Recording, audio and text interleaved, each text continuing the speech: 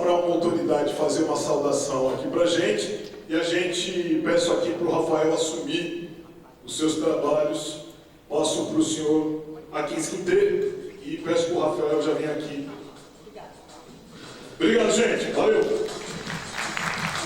Que duro meu cabelo, que duro meu sistema não alisa. Que duro meu cabelo. Por ter e por ser belo, o cabelo querem zero, ou prendê-lo, às vezes quero. O barbeiro amarela, na dele, naquelas, sem atitude, sem negritude, o branquela não entende crespitude. Racismo é engodo e sequela, engorda os de lá e os de cá esfarela. Zelo crespo com fogor, negro zela com amor. Para entendê-lo, berro, quirela, enterro aquela falsa abolição. Exijo mais pente afro, menos ferro, menos favela, mais terra e condição. Que duro não é o cabelo, são as escolas e suas deixas, o sistema e suas brechas. O crespo é toda uma vida, quando livre as madeixas. Por ser crespo, por ser belo, ela fere e ele ferra. A gente trata tipo fera, zera, desmata, descarta, destrata, o crespo na sincera. Os policiais querem guerra, prende e mata, sempre voraz.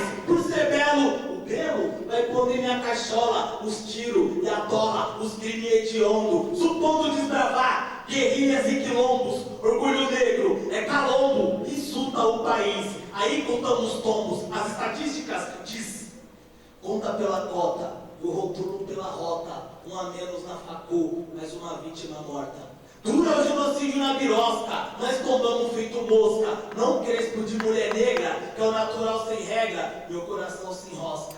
Já foi dread meu cabelo, vinha na minha ao velo, os playboy não se continha. Tô mentindo? Que é farinha, que é maconha, que é balinha. A Patricinha confundiu-me com tráfico, com furto, pela pele, pelo cabelo, vou prendê-los como eu puto. Eu nem tento e nem curto, eu chapo, mas desses atentos eu não surto. Se apresento uma proposta, a cata de crime mesmo puto, ela sorta porque gosta do rata e gosta muito. De dia eu sou o feio, o sujo, o infeliz, suportando a cadeia de olhares hostis. Pela pele, é mole? Duro meu cabelo, eles são pavios tão acesos, quando não violentados, quando não presos, que enriquecem nossos olhares vazios.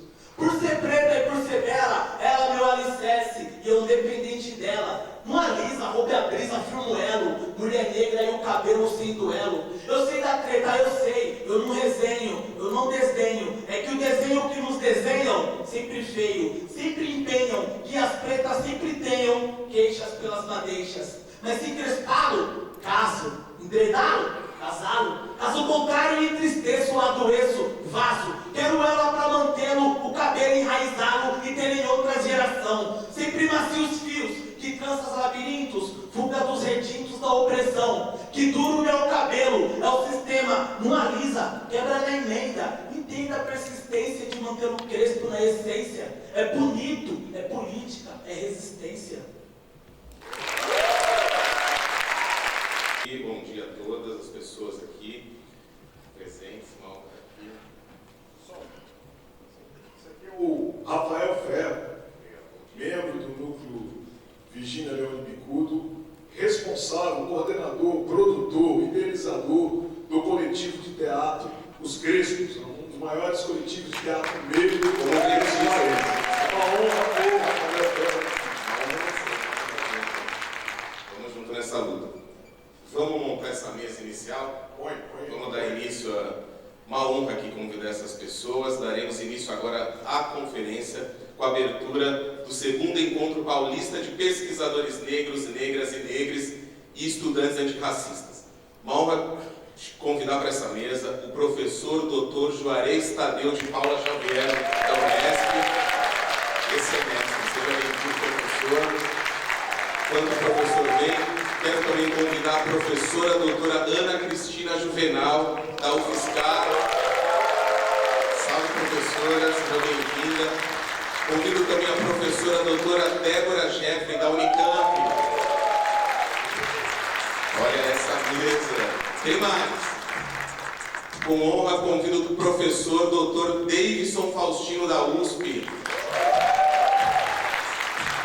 E também, para fechar, essa mesa a professora doutora Denise Felice, da ABPN. Salve essa mesa de conhecimento. E para completar, nosso querido professor e doutor Vinícius Rodrigues. Sejam bem-vindos, bem-vindas, por favor. Tudo bem, gente? Nossa, tá fraco, hein? Tá cansado todo mundo ainda? Bom dia, gente! Aê, olha só! Segundo encontro paulista de pesquisadores, pesquisadoras e estudantes negros e negras.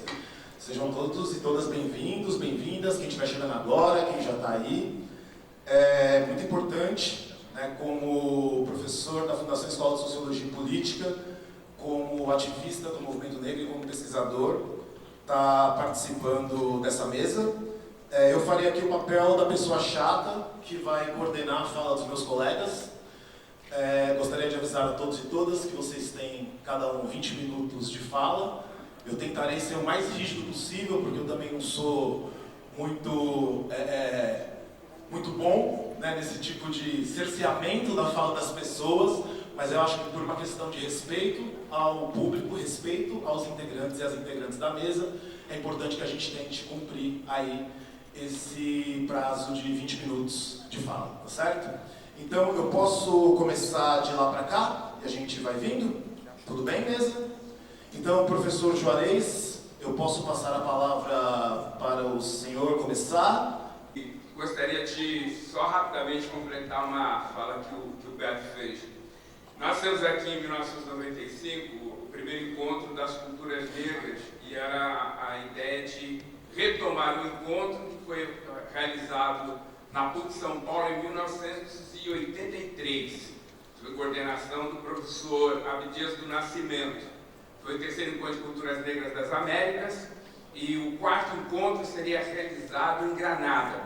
O encontro na PUC foi em agosto e em outubro daquele ano, o principal líder das grandes mudanças em Granada, Maroso Bischoff, que era o cara que estava liderando uma mudança significativa do país, uma grande campanha de alfabetização, de combate à desigualdade, ele foi preso e logo depois foi executado a mando dos Estados Unidos. Então nós não fizemos o quarto encontro, como era o objetivo, fazer em Granada. Então nós fizemos em 95 uma homenagem a quem organizou aquele encontro, que foi o professor Abdias do Nascimento. Então em 1995 ele foi o patrono do nosso encontro aqui, lembrando que aconteceu em 83. E esse encontro foi importante porque, de uma certa forma, ele ajudou a organizar um grupo de pessoas que depois se articulou para Durban, em 2001, e criou uma agenda latino-americana de enfrentamento ao racismo. Então, acho que é importante dizer isso, que nós fizemos, na verdade, uma homenagem ao professor Abdias do Nascimento. No primeiro encontro de pesquisadores negros, eu falei rapidamente sobre uma proposta que nós estávamos fazendo, um debate que nós estávamos fazendo, sobre o desafio que nós tínhamos na universidade diante da grande mudança realizada agora nos seus 218 anos de ensino superior no Brasil. Falamos do desafio epistemológico, no sentido da produção de conhecimento, falamos sobre o desafio bibliográfico, que é uma grande dificuldade que nós temos de mudar isso na universidade. Falamos da questão metódica, que talvez seja um dos mais complicados problemas hoje, para que você mantenha pesquisa de questão racial na universidade, e falamos sobre o compromisso da universidade. Eu quero agora falar um pouco, rapidamente, de uma pesquisa que nós fizemos, e quero dedicá-la à professora Débora Jeffrey, que é a nossa aniversariante de hoje. Débora porque ela me deu uma oportunidade importante de fazer uma pesquisa no laboratório dela, o GEPALI. Tive a oportunidade no GEPALI de fazer um estudo sobre a importância das políticas públicas e me deu um feeling para que eu pudesse fazer a pesquisa que nós estamos fazendo agora. Nós nos dedicamos à seguinte ideia: nós pegamos e nos apropriamos de uma ideia do professor Milton Santos de entender a globalização como três globalizações em uma. Né? Uma globalização da perversidade, da fabulação e das possibilidades. Trouxemos esse debate para a universidade. Né? Os dados que nós trabalhamos, os estudos que nós trabalhamos, levou-nos a pensar na universidade que nós temos hoje como três universidades em uma. Uma universidade racista do século XIX. E por que é importante fazer esse debate no ensino superior do século XIX?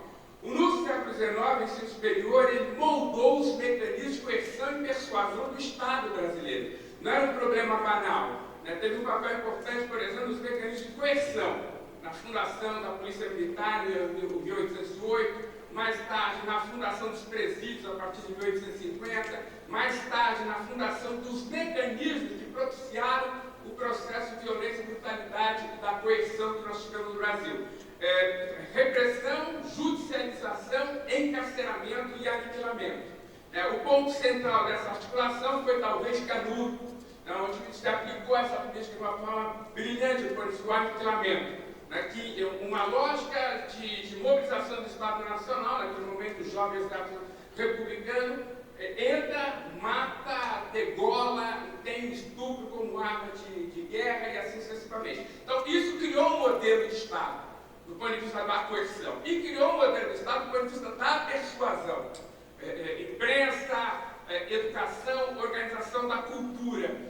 O ensino superior, ele efetivamente ajudou na construção de um modelo de um Estado patriarcal, segregacionista, supremacista racial branco. Foi o papel dele no século XIX e das figuras que construíram esse ensino superior no século XIX. No século XX, parece-nos que foi a perspectiva da fabulação, da construção de um modelo de ensino superior que cristalizou uma política de casta no Brasil. Nós pegamos os formandos da Universidade, da Faculdade de São Francisco. Pegamos os principais, onde tinha foto, quase todos eles tinham. Não tinham negros. E dali você podia identificar presidente da República, você podia identificar ministro do Supremo Tribunal Federal e de outras instâncias do Judiciário. Ou seja, criou-se um mecanismo de um Estado que foi organizado a partir de um pressuposto e que consolidou o que nós chamamos hoje de apartheid. Criou um mecanismo de organização social que consolidou e cristalizou o apartheid. E hoje nós estamos na Universidade da Possibilidade. A partir da maior mudança que aconteceu na universidade pública foi o ingresso da população negra em especial. Qual o desafio que nós temos? Acho que continuam os mesmos desafios, epistêmicos, teóricos, metódicos e ético-deontológicos. Mas eu gostaria de trabalhar com um desafio novo que nós estamos desenvolvendo no nosso grupo de trabalho. Nós temos um grupo de trabalho chamado União Criativa, que é um grupo de estudos e observação da economia criativa, que estudou inicialmente a grande exclusão produtiva de 1870 a 1930. Nós queremos saber como é que essa população sobreviveu. Os dados estatísticos de 1872 dizem que nós tínhamos naquele período 1,5 milhão de pessoas escravizadas, cerca de 4 milhões de pretos e pardos libertos, que viviam provavelmente excluídos de qualquer processo de produção organizativa e assim sucessivamente, e 4 milhões de brancos. Então, a partir dessa perspectiva, nós vamos ver como é que se criaram políticas públicas que permitiram que os 3 milhões de brancos europeus que chegaram no Brasil entre 1870 e 1930, para que eles pudessem construir sua política de vida. Então, criaram mecanismos para que eles tivessem acesso ao universo educacional, criaram mecanismos para que eles tivessem acesso ao território, construindo centros e periferias, tiveram acesso à formação cultural e tiveram acesso ao poder político. Diante de um cenário desse, quais são os indicadores que nós temos que trabalhar? Nós estamos trabalhando como pesquisadores a partir dos indicadores, que eu chamo de indicadores de processo. Quantos negros entraram, quantos se formaram, quantos estão no mestrado, quantos no doutorado, quantos entraram como professor, quantos. Me parece que é um indicador que deve ser superado por nós. O indicador de processo nunca foi utilizado pelos brancos que chegaram no Brasil e foram beneficiados pelas políticas públicas. O indicador que se usava era um indicador de impacto social. É muito diferente uma coisa da outra. Nós estamos agora envolvidos num estudo que é o seguinte: a Unesp está em 24 cidades. O impacto que essa universidade tem nos territórios é enorme. Impacto no mercado financeiro, impacto no mercado imobiliário, impacto no Uber. Nós estamos em greve agora, é o terror dos Ubers no período de greve. Esse tipo de impacto nós precisamos levar em consideração nos nossos indicadores. Os indicadores de processo, eles podem nos levar a uma percepção percebida distorcida da realidade. Nós temos de fato mais negros ingressando, mais negros fazendo coisas importantes, em Entretanto, o estudo que nós fizemos em 24 cidades da Unesp, com a mudança que a universidade faz nessa cidade, nós começamos a perceber que o jovem negro não se beneficia dessa política. Né? Nesse período, escalou o processo de eliminação de jovens negros, inclusive nessas cidades. Né? Quando você pega o mesmo período das políticas de ação afirmativa adotadas nas universidades e faz a comparação com o ato da violência, do ponto de vista da violência contra jovens negros, tem uma dissonância. Nós entramos na universidade, nós estamos na universidade, nós fazemos parte da universidade, mas não reduz a letalidade contra jovens negros. Pelo contrário, ela está escalando. Penso eu que nós, na universidade hoje, como pesquisadores e pesquisadoras, precisamos considerar esse fator. Ao invés de continuarmos trabalhando com os indicadores do processo, começarmos a fazer um estudo sobre o impacto social das políticas públicas, em especial em relação à juventude negra, que passa por um processo de aniquilamento permanente, aniquilamento racial progressivo, em especial nas grandes cidades. Quando a gente pega esses dados que nós fizemos comparativa, e foi uma pesquisa exploratória sem muita ousadia. Nós falamos que os dados já estão processados, o Atlas da Violência e outros atlas que nós tínhamos acesso à informação.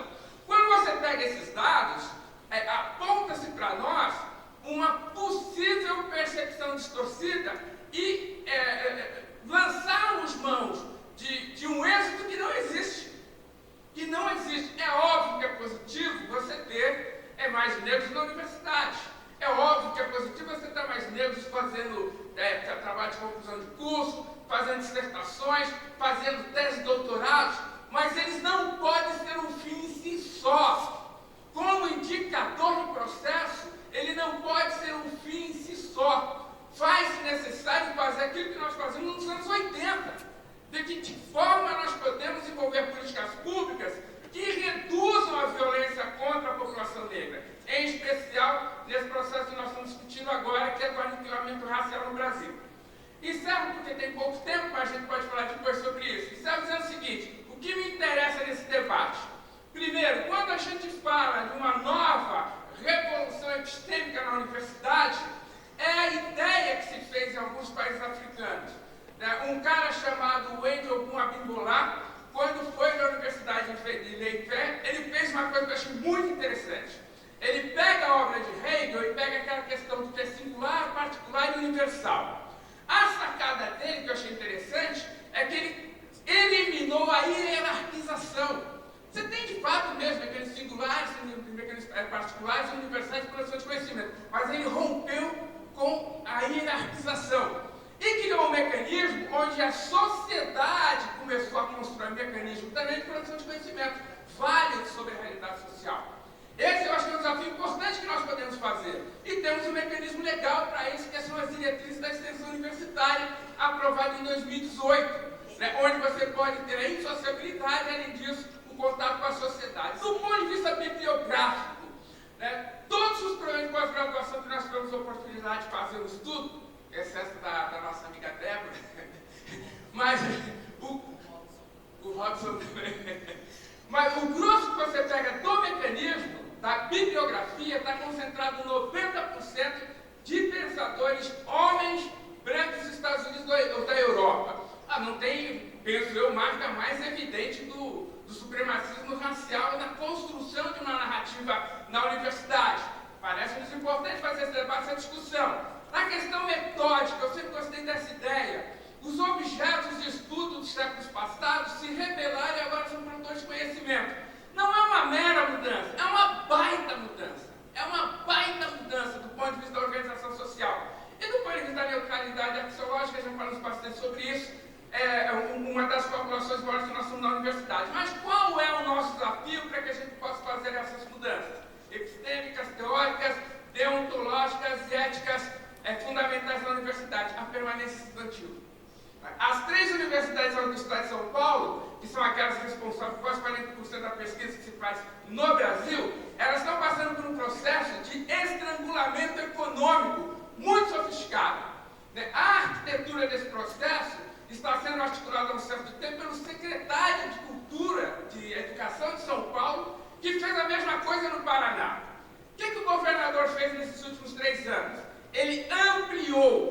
forma significativa a isenção do ICMS, que é quem faz o financiamento das universidades. Esse ano, a isenção do ICMS para passar para o agronegócio vai ser de alguma coisa perto de 85 bilhões, é o que dizem os especialistas. Então você tem uma base de cálculo esvaziada. E o impacto disso está onde? Está fundamentalmente na permanência estudantil. Então os nossos indicadores, que a gente diz que tem sido positivo no ingresso à universidade, quando você pega a questão da permanência, você vê uma outra realidade. O número de evasão é enorme. Nós temos hoje nas nossas universidades vagas ociosas significativas. Nós temos cursos especiais, cursos de licenciatura se esvaziando. Ou seja, nós estamos fazendo grandes mudanças, mas não num terreno adequado, não num terreno ideal. Nós estamos fazendo grande mudança numa situação e circunstância fundamentalmente adversa. Como é que nós podemos lidar com isso?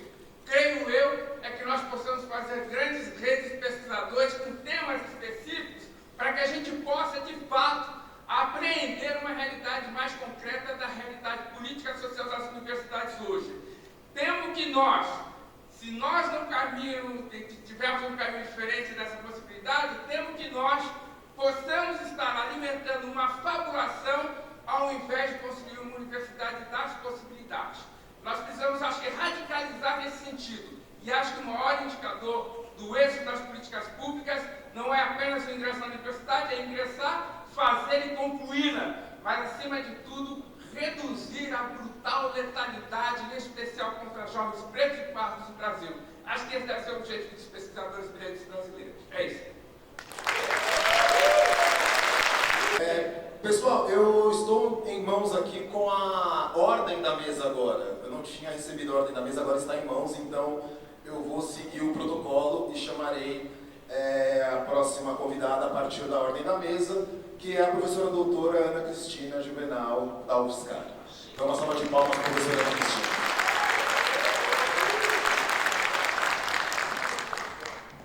Oi. Bom dia a todas as pessoas.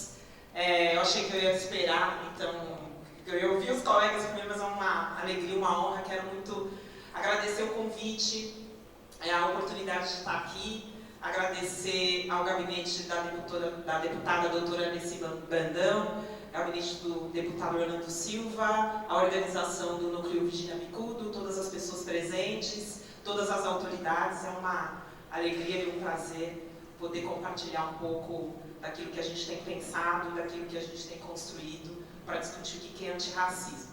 Eu estou particularmente muito feliz de estar aqui na presença de pessoas que foram minhas referências. A gente estava ali no canto comentando o quanto a gente, como estudante, eu era estudante de graduação, ia para o COPEN, né? A gente viu a BPN nascer e crescer. No segundo encontro do COPEN, que ocorreu em São Carlos, organizado pelo professor Walter Silvério, pela professora Petronilha, dentre outras pessoas da UFSCar. Então é uma alegria poder estar aqui hoje neste lugar e ver tantas pessoas legais e que a gente cresceu junto, foi construindo coisas juntas. Eu vou muito rapidamente fazer uma coisa um pouco esquemática, já peço antecipadamente desculpas, mas para não perder o tempo e a gente ter a oportunidade de conversar depois, eu escolhi fazer esse modo mais esquemático a partir de 3 apontamentos históricos. Sou historiadora de formação, então não perco o vício. E o primeiro é o ano de 1997, em que o grupo Racionais MCs lançava um disco chamado Sobrevivendo no Inferno, e uma das músicas, que chamava Capítulo 4, versículo 3, começava com a seguinte introdução. 60% dos jovens de periferia sem antecedentes criminais já sofreram violência policial. A cada 4 pessoas mortas pela polícia, 3 são negras. Nas universidades brasileiras, apenas 2% dos alunos são negros. A cada 4 horas, um jovem negro morre violentamente em São Paulo. Aqui quem fala é Primo Preto, mas um sobrevivente. Essa música marcou a trajetória de muitas de nós e de muitos de nós aqui, porque nós ouvimos e aprendemos que era a partir da música, era a partir da estética construída nas periferias que nós aprendemos sobre a nossa história. Quando a nossa história não e não estava nos professores e professoras que nós tínhamos e tivemos na nossa formação. E dentre os pontos colocados aqui nessa música, alguns deles a gente ainda encontra, né, que é a violência policial, a letalidade, algumas das coisas que o professor Juarez colocou, mas um ponto é que, de fato, nós aumentamos a presença de pessoas negras nas universidades, né? E esse é um feito histórico, é um feito das pessoas que vieram antes de nós, que construíram um caminho para que a gente pudesse estar aqui, e a gente precisa celebrar essa história, lembrar essa história, e também pensar o que significa a qualificação dessa presença dentro das instituições de ensino superior. Acho que o professor Juarez coloca questões muito importantes para nós, a partir do segundo ponto histórico que eu gostaria de destacar, que é o ano de 2006, que é o Manifesto contra as Cotas. Eu acho que muitas pessoas aqui vão se lembrar que nós estávamos num período do debate da adoção das ações afirmativas, um período único na história brasileira em que o Brasil se colocou para se discutir o que é a sua composição racial, o que é o Brasil do ponto de vista racial. Isso foi feito muito por intelectuais negros e negras e pelo movimento negro, e que isso mobilizou alguns intelectuais, alguns professores e professoras que hoje são nossos colegas, que estão nas várias instituições de ensino, e que se mobilizaram e escreveram um manifesto contra as cotas. E dentre as muitas coisas que se dizia lá, era de que as cotas ameaçariam a nação brasileira, né? As cotas colocariam em risco a qualidade da universidade pública, e eles diziam assim, abre aspas, esta análise não é realista nem sustentável, e tememos as possíveis consequências das cotas raciais, em nome da República Democrática. Esse manifesto foi publicado no dia 30 de maio de 2006, ou seja, 20 anos atrás, né? Diziam que nós acabaríamos com a universidade pública. Diziam que nós, quando chegássemos aqui onde nós estamos, nós acabaríamos com a paridade, nós estávamos ameaçando a República Brasileira, né? Ou seja, colocaram todos os cenários catastróficos e que nós seríamos os protagonistas e as protagonistas. E eu, felizmente, devo dizer que eu acho que aquilo que essas pessoas temiam talvez se concretizou um pouco, porque agora nós estamos aqui. E eu acho importante destacar que eu estou aqui numa mesa com pessoas que são primeiros e primeiras, porque o professor Juarez é o primeiro diretor negro na Faculdade de Artes, Arquitetura da Unesp, a professora Débora Jeff é a primeira diretora da Faculdade de Educação da Unicamp, e eu sou a primeira diretora negra do Centro de Educação e Ciências Humanas da Universidade de São Carlos. E dizer que nós somos os primeiros e as primeiras é também um motivo de orgulho, mas é também um pouco de pesar. Nós estamos cansados de ser os primeiros e as primeiras depois de tanto tempo. E é importante dizer isso aqui, eu sempre digo isso toda vez que eu tenho a oportunidade, porque a gente está diante de uma plateia muito jovem e que a gente precisa que vocês acreditem que esse espaço é um espaço de vocês também, que a gente espera que vocês não precisem ser os primeiros e as primeiras, e de que vocês entendam que esses espaços são espaços construídos para vocês também. E nós só estamos aqui pelas pessoas que vieram antes de nós, e pelas pessoas que acreditaram, que construíram um caminho para que a gente pudesse estar aqui. E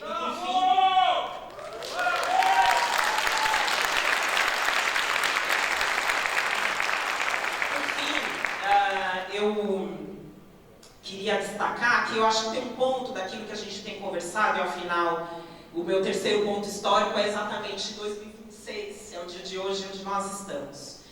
E é importante a gente destacar um ponto que é uma coisa que a gente tem conversado e a gente tem construído um trabalho coletivo, que é o trabalho da gente pensar o financiamento público da pesquisa feita nas universidades. Acho que o Juarez colocou pontos fundamentais, que é o avanço e a presença das universidades, aquilo que elas têm construído, mas acho que tem um ponto fundamental, que é a questão de uma agenda de pesquisa nacional, e que a gente coloque a questão racial como centralidade para pensar os problemas nacionais. Isso não poderá ser feito também a partir de outro lugar que não seja da universidade.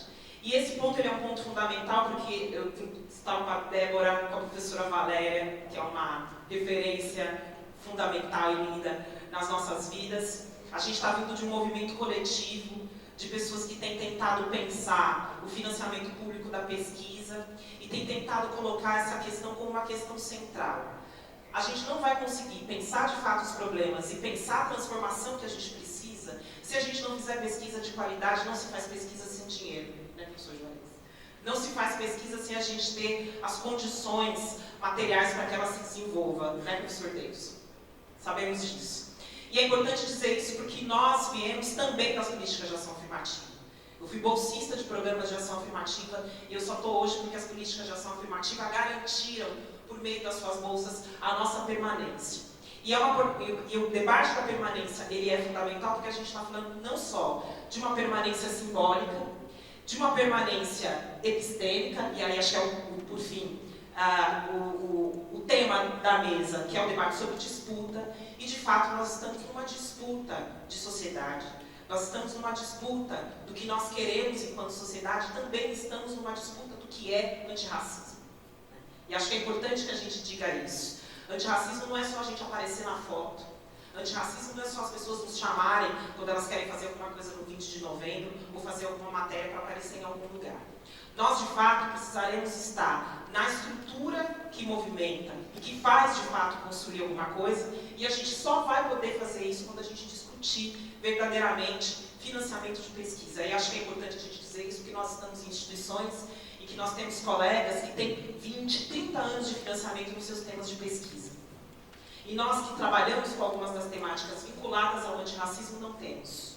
Hoje, uma boa parte, inclusive da permanência, ela é feita porque a gente identifica um subfinanciamento das universidades, cada vez mais a gente vai perdendo recursos das universidades, aqui todas as pró-reitoras e pró-reitores presentes, e reitoras e reitores, sabem disso, né, e estão também trabalhando nesse sentido, mas a gente percebe que a gente vai vendo um abandono das elites da universidade pública, né, e em consonância esse abandono se deu com as políticas de ação afirmativa, e esse abandono também está correlacionado com esse subfinanciamento. Hoje, quem trabalha com temática racial ou opera por meio de TEDs ou emendas parlamentares. Não estou dizendo que é para tirar, vamos manter as emendas, não sei se o deputado está aqui, tem que manter, viu, deputado? A gente não está pedindo para tirar. Mas isso significa que essas temáticas, elas têm um tempo curto de duração, né, porque elas só duram o tempo das emendas e o tempo dos TEDs. Isso não é fazer ciência. E acho que é muito fundamental. E nós agora avançamos nesse debate, porque quando a gente está fazendo um debate sobre epistemologia, né, a gente está fazendo um debate sobre formação de gente. O que a gente faz na universidade não é só dar um conjunto de saberes e técnicas específicos para que a pessoa desenvolva uma profissão. Nós formamos pessoas. E nós sabemos que formar pessoas num país como o Brasil é fundamental entender como é que esse país foi construído, por que ele foi construído dessa forma e o que a gente precisa fazer. E isso é tarefa nossa, é tarefa de quem está na universidade. E eu acho que aqui eu retomo, por fim, o pensamento do Milton Santos, que colocava a necessidade do intelectual e da intelectual ter a coragem de estar à altura do nosso tempo. E o tempo exige de nós, que estamos na universidade, que estamos produzindo conhecimento, que a gente de fato tenha a coragem de fazer a negativa daquilo que querem usar do nosso corpo, usar da nossa cor. Eu também estou falando aqui numa mesa também com um monte de gente que é de axé, né? Então é uma alegria que a gente possa estar na universidade com orgulho da nossa religiosidade, que é tão atacada, que é tão vilipendiada e que é utilizada para o racismo recreativo, né? E da gente pensar exatamente quais são os temas e as necessidades do nosso tempo, que é pensar uma sociedade que é justa e igualitária e que não será justa e igualitária se não for antirracista. Muito obrigada. Então vamos dar seguimento então à mesa. Eu queria convidar a professora doutora Débora Jeffrey, da Unicamp, passar a fala para ela agora. Tudo bem, professora? Tudo Vamos bem. lá então. Bom dia a todos, todas, todos. Bom, é um orgulho, né? Primeiramente, estar aqui nessa mesa, mas fazer um agradecimento especial, né, à deputada Alice Brandão, a todas as autoridades presentes. E eu acho que aqui nós estamos falando, né, uma mesa que tem axé, né? A gente saudar, né, aos mais velhos, aos mais novos, aos ancestrais, a todos aqueles que nos antecederam para estar aqui e nos dar as condições, assim como também a sabedoria, né, a deputada doutora Deci Brandão, para seguir essa frente. Né? Então, acho que o primeiro movimento que a gente faz, né, neste encontro é entender que não estamos sozinhos. Né? Então, acho que a gente fala de Ubuntu e a gente fala também de Ubuntu, que é quem nós somos juntos, né, e o que justifica a nossa presença. Então, eu quero também agradecer a presença aqui, tem o bonde também da Unicamp, que está aqui, por favor. O pessoal do GEPAR está presente, o pessoal do NEAB e o Unicamp também está aqui presente, a coordenação do NEAB está aqui presente, a professora Beth Figueroa e também Gisele estão aqui também. Quem mais está ali do NEAB que eu não estou enxergando? Bom, tem mais gente do NEAB, o importante é isso. Então, a gente nunca anda só, eu acho que esse é o principal ensinamento, né? E se estamos até aqui, não estamos sozinhos nessa caminhada, nessa luta, eu acho que a gente precisa realmente parar para pensar e analisar alguns aspectos, né? O professor Juarez fala da questão, a gente pensar do impacto da política, né? E a gente tem feito um trabalho no GEPAR para pensar a efetividade da política.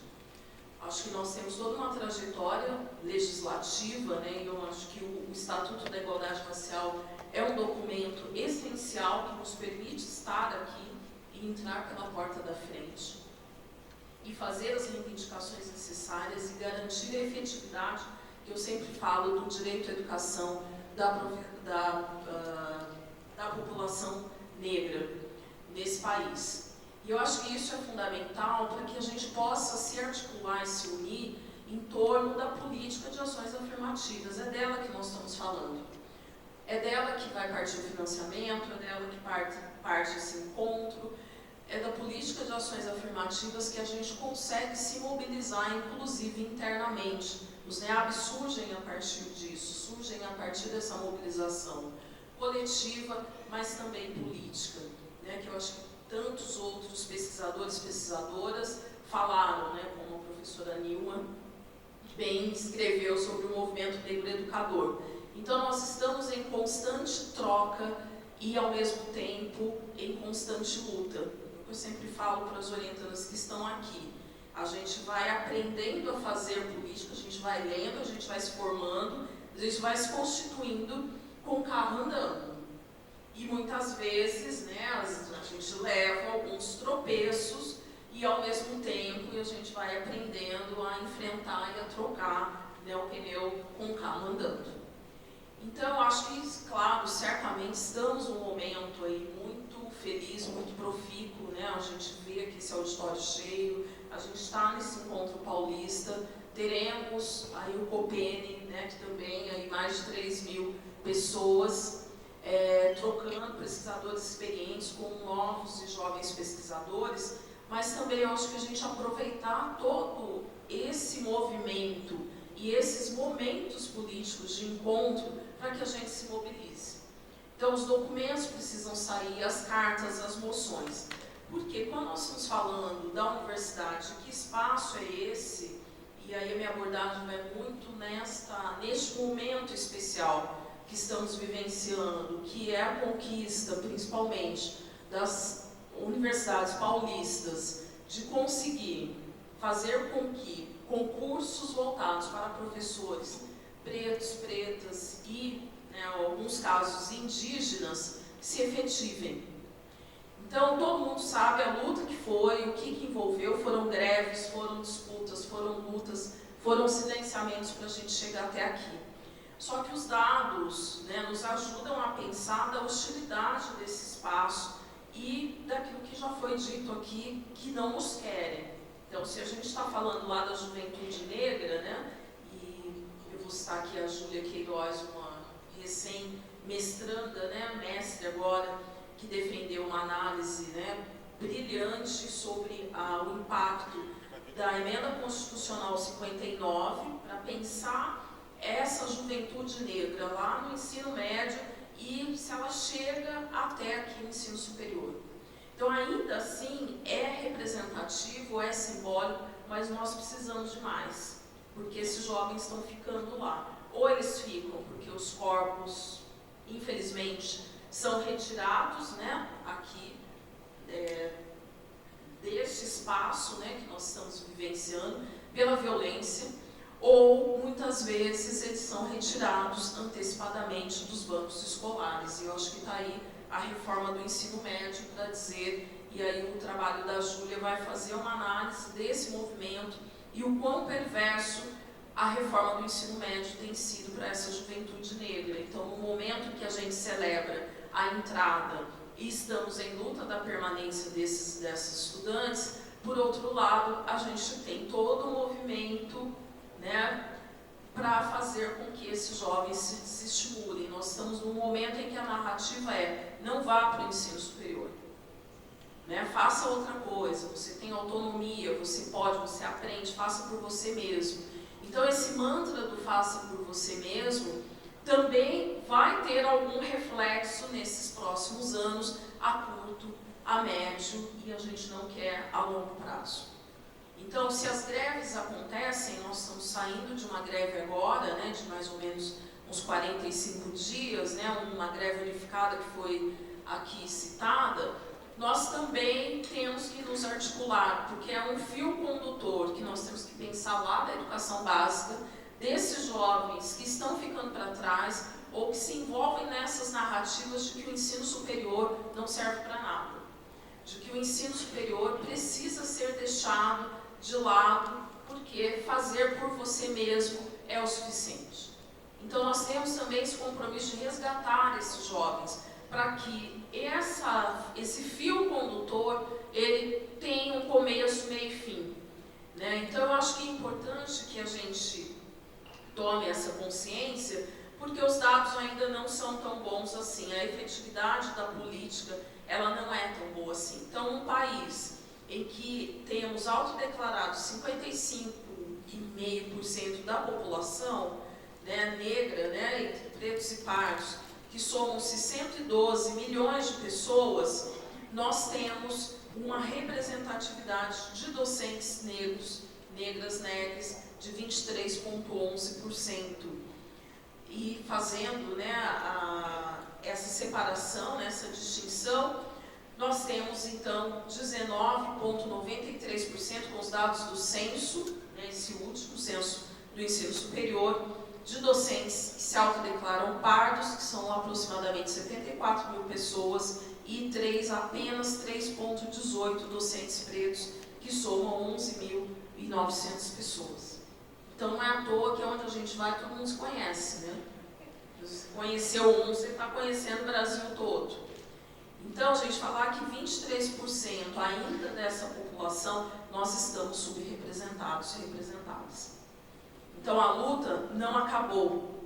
A gente está falando de um processo que tenta-se um aniquilamento lá no ensino médio, que vai ter reflexo na entrada, que a gente vai vivenciar, né, um pouco esses dados nesses próximos anos.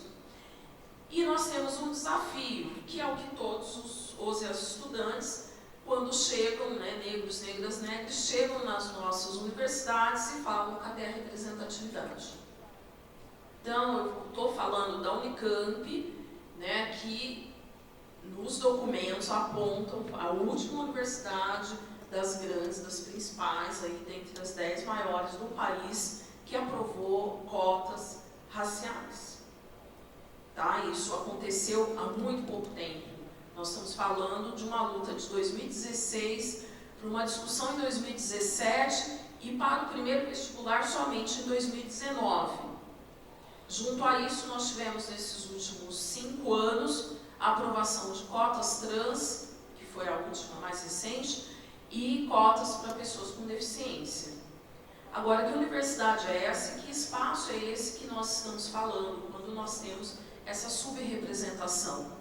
Então, eu sou do tempo que eu e Valéria fizemos doutorado na USP e a gente sabe muito bem como foi fazer esse doutorado na área de políticas. Eu consegui avançar, a Valéria não conseguiu naquele momento, conseguiu posteriormente. Então, todos esses mecanismos de exclusão que vão sendo apresentados para o e a estudante negra, negres, eles estão aí postos. E eu acho que a gente tem que pensar não somente na permanência, mas na continuidade desses corpos no terceiro movimento, que é se tornar professores e professoras negros, negras das nossas instituições. Porque nós vamos passar, nós vamos deixar o legado para quem? Eu falo todo dia, toda semana. Façam suas produções, façam seus papers, façam seus artigos, façam a sua produção, façam a pesquisa coletiva, porque é na coletividade que a gente vai ter força. Não adianta a gente tentar e falar, vamos fazer o melhor projeto possível. Sempre vai ter um senão. Sempre vai ter um porquê. Sempre vai ter, não era bom o suficiente. Então, acho que espaços como esse são essenciais para que a gente se mobilize coletivamente, aqui, né, para a gente fortalecer essa rede, fazer a troca de contatos, produzir conjuntamente, fazer as nossas redes de pesquisadores e pesquisadoras como forma também de pressão política, que é essencial para que a gente consiga dar o próximo passo, que é fazer essa superação dos 23,1%, que ainda é muito pouco. Então, o que significa que ainda estamos numa universidade eurocentrada, branca, elitizada e com vários mecanismos extremamente eficientes do racismo institucional. Mesmo que a gente brigue, que a gente luta, que a gente se compadeça ou que a gente acaba se envolvendo. Então, eu acho que é importante para os jovens pesquisadores e pesquisadoras, primeiramente, não desistir. Segundo, se fortalecer conjuntamente. E terceiro, sempre puxar quem está lá embaixo, então quem está chegando. Né? Então é como se fosse um processo de adoção. Quem está aqui no superior vai adotar quem está no médio. Quem está na graduação vai ser adotado por um que está na pós. E nós que estamos aqui como docentes também adotamos. Né? Eu estou falando adotamos no sentido mesmo político, do pegar na mão e fazer esse processo de transferência de conhecimento e de ensinamento, inclusive do regramento político e de como a universidade se movimenta e quais são esses mecanismos. A gente tem tido essa experiência lá no grupo de pesquisa, então aqui a gente está com a Débora Lopes, a Beatriz, Manu, as meninas aqui, né, mais o Robson Sampaio, tem feito um trabalho belíssimo de trazer realmente, né, seja lá na iniciação científica, né, alguns estudantes falam, eu quero desistir, eu quero ir embora, não é para mim, a dor é muito grande, não vai dar. Então, a partir dessa transmissão da experiência e da vivência, e a gente também falando da nossa história e da nossa vivência, possibilitar que as e os estudantes possam permanecer e a gente adentrar. Eu acho que do ponto de vista político também há importância da gente desempenhar esse papel político nas nossas unidades, instituições, que não é fácil, né? A gente sabe a política que envolve o silenciamento nosso, a Cristina falou aqui, estamos na linha de frente, né? Você, eu, Juarez, Valéria, tantos outros colegas que estão aqui, e todo mundo sabe o quanto não é fácil e o quanto o dia a dia é complexo. Mas, no entanto, eu acho que a gente tem uma missão, se formos colocados para desempenhar essas funções, nós temos uma missão que é fazer com que essas portas se abram para a linha de frente, para que esses jovens também possam chegar lá. E eu acho que é importante também a gente falar, né, que há um abismo estrutural que vai sendo criado. Então, enquanto os estudantes estudam a partir dos dados da análise do censo do ensino superior, nós temos um crescimento de mais de 150% de entrada de estudantes negros, negras nas instituições de ensino superior no Brasil, esse processo não acompanha a entrada de docentes. Então, nós estamos parados aqui nos 23,11%. Então, enquanto nós temos aqui um abismo, hoje, que está aí contabilizando a marca de 54% dessa diferença entre estudantes que entram e docentes que estão entrando no ensino superior.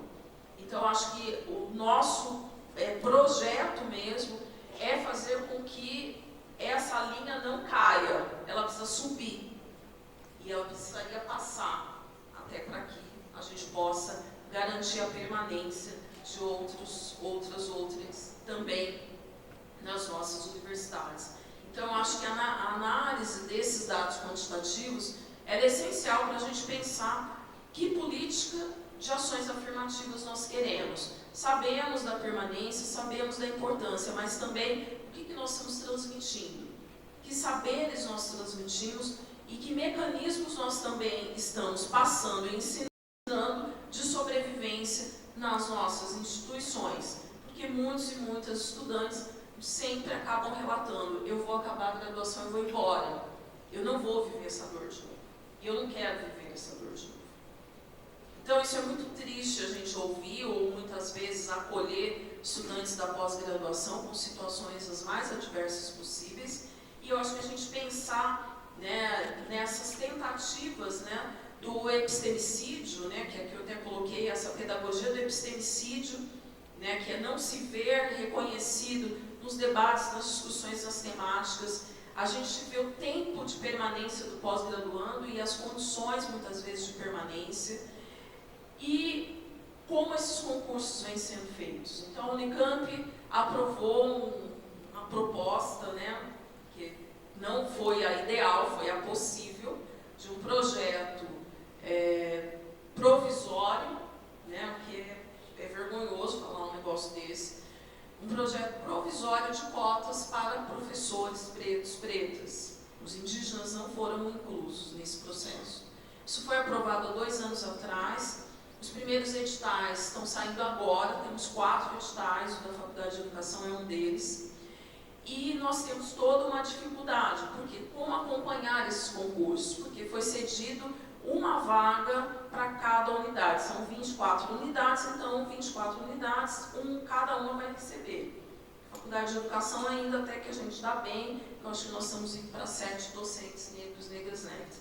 Agora, nós temos unidades que, historicamente, a universidade está completando 60 anos este ano, e nós temos unidades que nunca receberam um docente autodeclarado preto, preto, negro, negra, negra.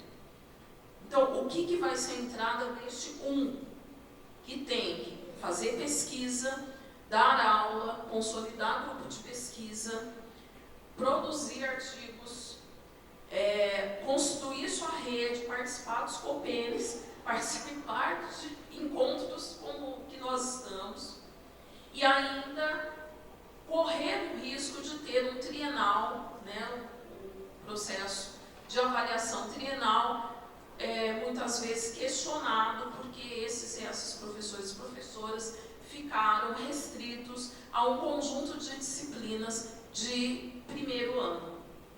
Então, a fala no Conselho Universitário foi a seguinte: mas nós não vamos ter candidato, gente. Vai ter gente suficiente para fazer. Então, vamos juntar um número de disciplinas, né, de ingresso, e a gente faz o concurso. Ou seja, vai ser um professor, professora que vai permanecer apenas no primeiro ano, na formação básica. Não vai conseguir aprofundar o seu conhecimento, desenvolver sua pesquisa. Então, acho que a gente está no momento, e isso não é o primeiro encontro, primeira vez, já acabou um tempinho, não é o primeiro encontro que esse debate acontece.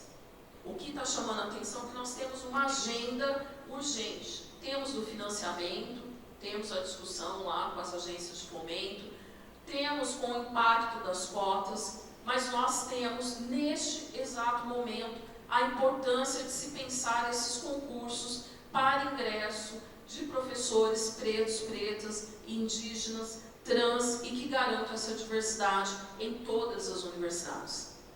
E, ao mesmo tempo, a gente podendo desvelar todo esse movimento, né, da pedagogia do epistemicídio e, além disso, todos os mecanismos de racismo institucional que existem ainda vigentes nas nossas instituições. Então, gente, eu acho que o encontro ele é importante para a consolidação da rede, mas que nós também possamos sair daqui, né, mais fortalecidos e comprometidos com essa pauta de fazer esses 23,11% subir. Fazendo barulho nas nossas instituições, mas também preparando essa nova geração que está aí para que não tenha o processo interrompido, para que continue na luta e no seu engajamento, porque nós vamos passar. Eu sempre falo, daqui a 13 anos, fim, zero. Daqui a 13 anos não estarei mais, fim do meu trabalho, minha contribuição.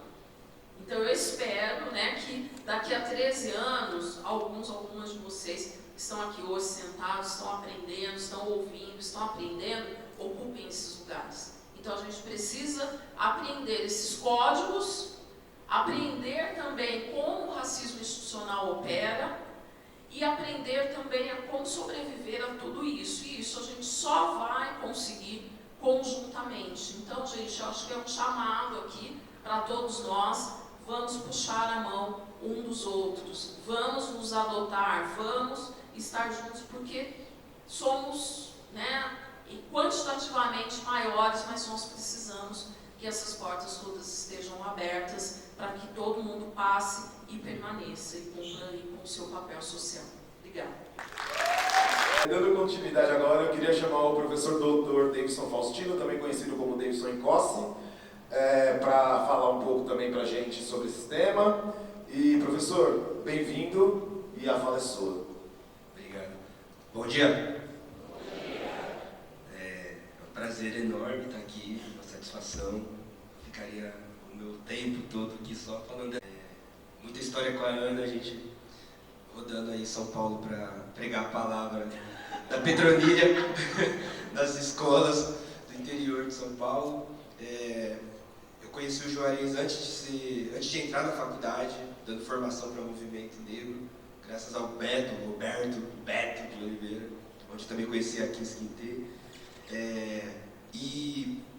Bom, eu queria também começar saudando a ancestralidade que nos permitiu chegar até aqui, mas também a ancestralidade viva, né? Que a ancestralidade está viva em nós, se a gente correr pelo certo, né?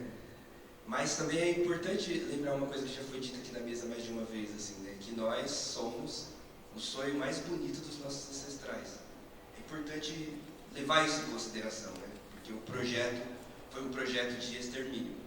O projeto era um projeto de desumanização total.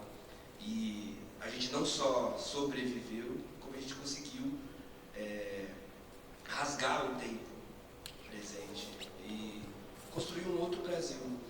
Se a gente pensar que a gente está aqui no Memorial da América Latina, a Lélia Gonzalez vai dizer que esse projeto de latinização, que dentro de um imperialismo anglo-saxão, já é uma grande resistência manter o latino, né?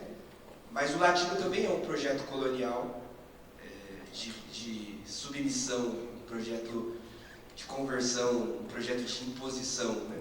E a Lélia vai dizer que a gente frustrou esse projeto, a gente latinizou esse projeto, né? Com o nosso jeito de falar, com o nosso jeito de ser. Então, esse modelo colonial, ele falhou, apesar de ter nos dado muito trabalho, né? E, de certa forma, a universidade que foi feita para as elites, hoje, não só a universidade, né? Se a gente pensar até os projetos de embranquecimento, né? O cálculo era que em 2012 não tivesse mais negro, falhou. E não só isso, né? A gente está em todos os lugares. Eu acho que qualquer análise tem que partir daí, porque a gente está aqui hoje porque teve muita luta coletiva, né? Para pegar aqui o singular, particular, universal, o Davidson só é possível porque há um contexto político, há uma luta política que torna possível que os esforços do Davidson encontrem eco, né? No particular. Não tem singular sem particular, não tem universal sem a treta entre os particulares, né? Então nós somos o sonho mais lindo dos nossos ancestrais. Mas como eu também sou do povo do ferro, junto aqui com o meu mais velho professor Juarez, no terreiro, a gente que é do ferro, a gente vai primeiro, né? Não por ser especial, mas é porque a nossa resposta é carregar o peso de primeiro, né? E primeiro, às vezes, é muito pesado. Porque se você tem uma mata fechadona, assim, você tem que... O pessoal fala que o facão de Ogum é para guerra, né? É para cuidar da comunidade, né? E às vezes você tem que ir lá para cuidar e abrir um mato fechado. E quem abre, quem vai primeiro no mato fechado, às vezes pisa em buraco, às vezes tem bicho peçonhento, às vezes tem caco de vidro, né? Ser o primeiro, às vezes, é um peso, assim. Um peso muito, muito grande, né? E a gente pode pensar na universidade também, nessa tarefa que é nossa, né? Desde o 14 de maio. A gente tem sido os primeiros, assim. Em vários momentos a gente é o primeiro, né? O primeiro que fez faculdade, que fez graduação, o primeiro que fez pós-graduação da família, né? Pelo menos. O primeiro que... E por um lado é uma honra, mas por outro lado é um peso muito grande, assim. É verdade que todo caminho implica um esforço, né? Todo caminho implica abrir mão de outras escolhas, né? Então é importante saber que a formação é algo que, se der tudo certo, ela vai deixar a gente em crise. Se der tudo certo, quando todo mundo estiver se divertindo, a gente vai ter que estar lá estudando. Se der tudo certo, tem muita dor. Se formar dói. Crescer dói, né? O Fanon diz que o que nos caracteriza como ser humano não é poder se nomear, é o fato de ser um universo em crise. É isso que nos faz humano, né? Então, e a formação, ela também é um espaço em que verdades, experiências, elas são colocadas à prova. Se formar dói pra caramba. Mas é tipo aquela poesia musicada do Gil, né? Drão. Se tudo der certo, a gente morre em trigo e nasce pão, tá ligado? E morrer trigo é foda. Ir pro forno é foda. Dói pra caramba se formar. E só quem tem a coragem de enfrentar esses infernos, esses demônios do processo de autocrescimento é que pode dar um passo à frente em relação a si mesmo. Crescer dói, se formar dói. Mas tem um problema aqui, né, que é o racismo. Porque quando a gente pensa a trajetória de estudantes negros na universidade, desses, inclusive, que são os primeiros, o primeiro da família, o primeiro da quebrada, o primeiro, nós somos essa geração que só está aqui porque teve várias gerações que não conseguiram chegar até aqui para impulsionar a gente. Mas quando a gente chega na universidade, a gente encontra uma universidade branca. Branca em vários aspectos, né? Branca, não só branca na demografia, e esse é um ponto importante, mas branca na arquitetura, branca na geografia, onde está localizada, como chega, branca na estrutura, no jeito de funcionar, branca na linguagem. Existe um jeito de falar na universidade que parece correto, que se eu não detenho tal léxico verbal, eu me sinto até meio estranho. A universidade é branca em todos os seus aspectos, mas ela é branca também na epistemologia, né? Ela é branca também no referencial teórico, né? Ela é branca naquilo que a gente aprende na educação como currículo, né? E não tem só o currículo prescrito, né? Do texto, do que está lá definido como passo a passo para você chegar na formação de alguém. Tem o currículo vivido, tem o currículo oculto, tem o currículo cheirado, tem o currículo sentido. E esses currículos têm sido muito doídos para nós. E às vezes essa dor é tão grande que tem muita gente boa que fica pelo caminho. Quando eu olho a minha trajetória, eu falo, caramba, tinha gente muito mais fantástica que eu, que não conseguiu sequer chegar.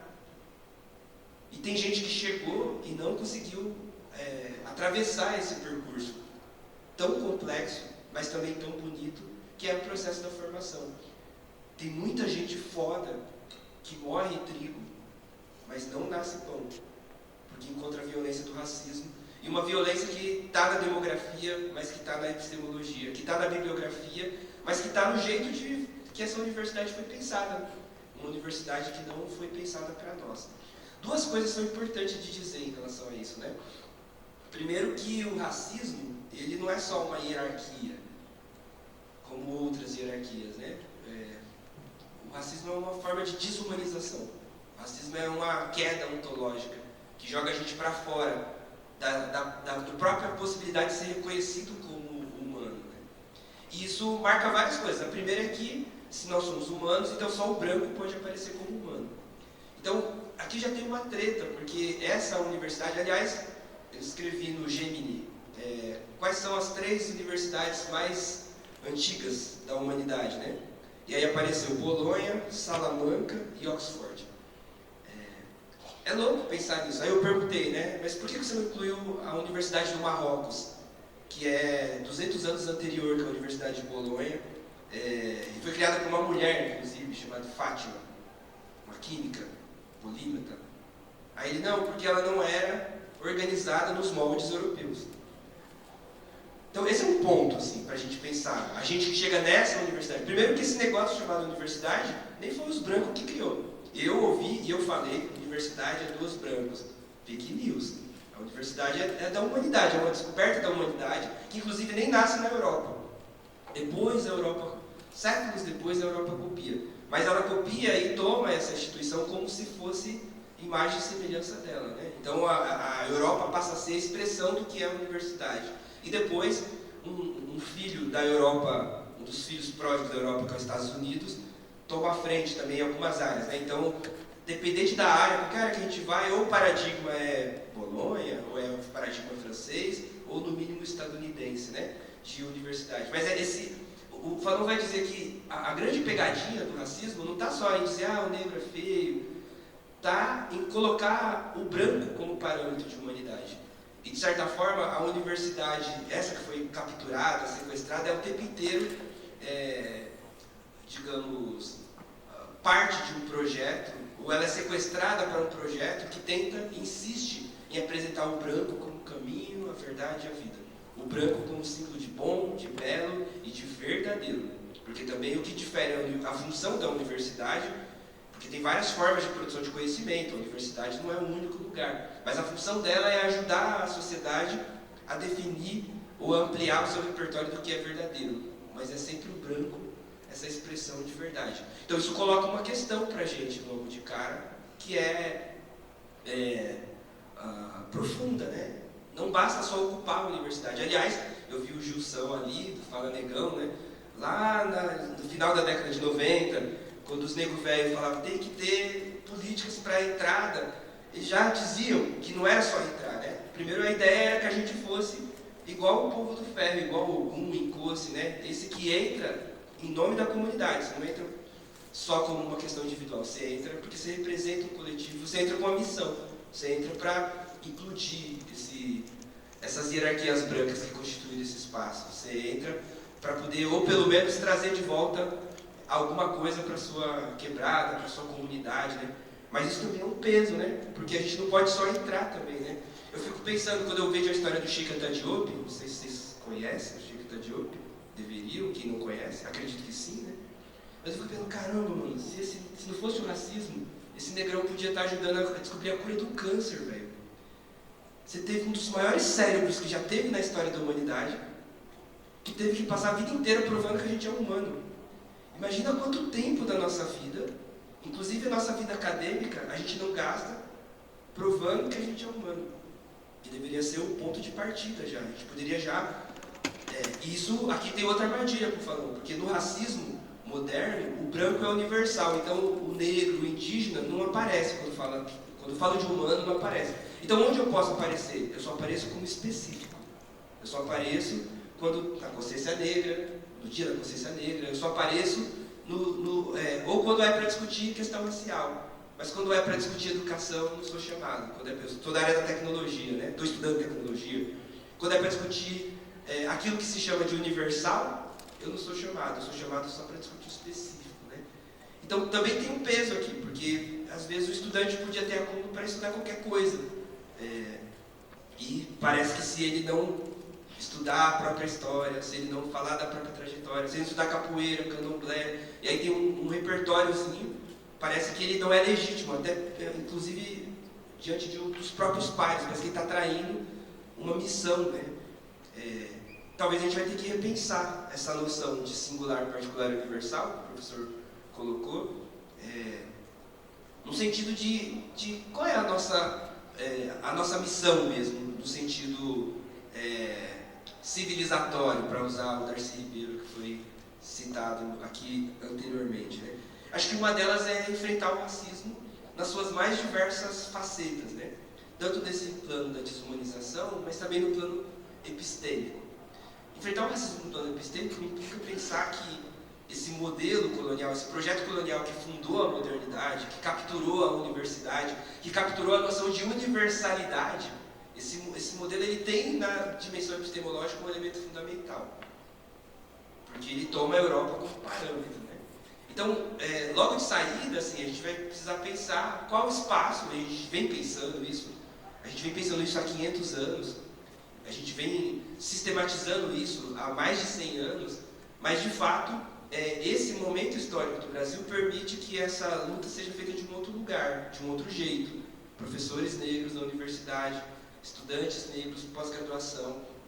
Aliás, a gente falou das dificuldades de ser estudante negro, não vou nem falar da dificuldade de ser um professor negro, que como a professora Débora colocou, além de tudo isso que ela colocou, se o porteiro foi racista com não sei quem, é o professor negro que vai ter que parar de fazer pesquisa para ir lá. Se o aluno negro está com surto e que vai estar para se matar, ou se tem, é o professor negro. Se tem um outro professor racista que chama ninguém. Então isso é adoecedor. Inclusive carregar o peso da ausência de uma política institucional. Isso é chama racismo institucional, como a professora lembrou, né? Mas pensar o racismo implica pensar, em primeiro lugar, como que a gente destrona o branco desse lugar de universalidade. Como que a universidade pode cumprir seu papel de ser uma universidade, de oferecer um repertório do conhecimento humano. A gente sabe pouco, os brancos falam muito do humano, mas o assassina onde quer que o encontre, né? Porque a gente vai para a universidade para saber da França, da Inglaterra, dos Estados Unidos. A gente sabe pouquíssimo da Bolívia, por exemplo, que teve políticas de igualdade racial, de multiculturalismo, políticas epistêmicas de relação com as culturas quechuas e aimara no currículo acadêmico. A gente sabe mais dos centros de poder do que, às vezes, dos nossos vizinhos, né? Assim como o Brasil, muitas vezes, sabe mais de São Paulo do que de outros estados, né? Então, você tem um conjunto de hierarquias que se organizam, mas elas são baseadas em fake news, né? Se a gente pensar, por exemplo, essa ideia da universidade, da Europa como universal, ela é uma grande invenção branca, né? Inclusive, ela é uma invenção recente, né? A ideia de que Deus criou os céus e a terra, depois veio os gregos, por exemplo, é um fake news moderno, assim, que tem uns 300 anos. Nem os gregos acreditariam numa merda dessa, né? Do milagre grego, para quem é da área das ciências humanas, da filosofia, né? Tem a ideia de que tá todo mundo lá nas cavernas, de repente vê os gregos e começa a filosofar. Nem os gregos acreditariam. Até os gregos sabiam que sem a Pérsia, sem o Egito e sem um conjunto de circunstâncias que são mais mediterrâneas do que europeias, nem a Grécia existiria, né? Mas esses mitos eles vão se reproduzindo, né? Então acho que esse é um ponto. Mas um outro ponto é pensar que destronar o branco desse lugar de universal implica trazer outras epistemologias, outras concepções. E as concepções não são únicas, né? A professora Débora terminou falando disso. Nós também somos plurais. Aliás, se o racismo é o racismo também tem diferença. O racismo dos Estados Unidos é diferente do racismo no Brasil, que é diferente do racismo na Martinica, que é diferente do racismo marroquino. Marrocos, da primeira universidade, criada pela Fátima, no Marrocos, o Marrocos que é racista pra caralho com os africanos do restante da África que passam pelo Marrocos para poder subir para a Espanha. Mas o racismo, apesar de ser uma coisa só, ele tem várias facetas. Também os antirracismos são plurais. Então, trazer epistemologia não é só colocar o nome Lélia Gonzalez, Francis Fanon, Juarez Xavier. Não é só. Como que a gente também reconhece que há uma pluralidade também de epistemes, de teorias, de propostas, de pressupostos teóricos que organizam o antirracismo. Aliás, não só em termos teóricos, em termos políticos, né? Se a gente estuda o quilombo, a gente vê que já tinha divergência, tinha treta, tinha disputas de concepção. Se a gente volta antes do quilombo, no reino de Matamba, nas tretas da rainha ou da Angola, né? Angola em Zinga-Mbande, contra o imperialismo português naquele contexto, você tem disputas políticas, sempre houve diversidade. E aqui também tem uma armadilha, né? Porque não se estuda o antirracismo. Mas quando se fala, então beleza, vamos dar um espaço, trata-se como se fosse uma coisa só. Então o Nego Bispo vira decolonial, que ele morreu dizendo que ele não é decolonial. Assim como tudo vira racismo estrutural, assim como, aliás, cada época tem um jardão, né? Já foi ação afirmativa, depois era pós-colonial, depois era decolonial, depois é interseccionalidade, depois você tem sempre um jargão da época, muitas vezes sem uma investigação a fundo do que está sendo proposto ali. Interseccionalidade não é só juntar mulher, negra, lésbica, periferia. Tem uma episteme sendo proposta que rompe ou dialoga com outras epistemes e que treta com outras formas de pensar o próprio feminismo negro. Nem toda mulher negra é feminista negra, nem todo anticolonial é pós-colonial, tem decolonial, mas tem contra-colonial. Como é que a gente traz isso para o debate? A gente vai ter que se apropriar dessas tradições, mas sobretudo reconhecendo que elas são diversas.